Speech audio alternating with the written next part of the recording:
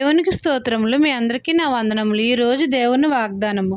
మీ దుఃఖము సంతోషమగునని మీతో నిశ్చయముగా చెప్పుచున్నాను. యోహాను సువార్త 16వ అధ్యాయం 20వ వచనం. మన తండ్రి అయిన యెహోవా మీ దుఃఖము సంతోషమగునని మన తండ్రి మనతో సెలవిస్తున్నారు. తండ్రి ప్రియకుమారుడైన యేసయ్య ద్వారా మన అందరికీ సమస్త పాపాల నుండి విడుదల కలిగించాడు. మన ప్రభువైన యేసయ్య మన దుఃఖమునకు ప్రతిగా సంతోష వస్త్రాన్ని ధరింపచేసి ఉన్నాడు. మనమందరము సత్యస్వరూపి అయిన ఆత్మను కలిగి ఉన్నాము కాబట్టి నీతిని ప్రేమించి దుర్నీతిని ద్వేషించాలి. తండ్రి మనకిచ్చిన ఉచితమైన రక్షణ ద్వారా మన దుఃఖము సంతోషంగా మారినది. ఆయనను నమ్ముకొనుట ద్వారా పాపానిపై జయము, మరణంపై జయము, దుష్టుడిపై జయము, లోకంపై జయము, లోకాశలపై జయము కలిగినది.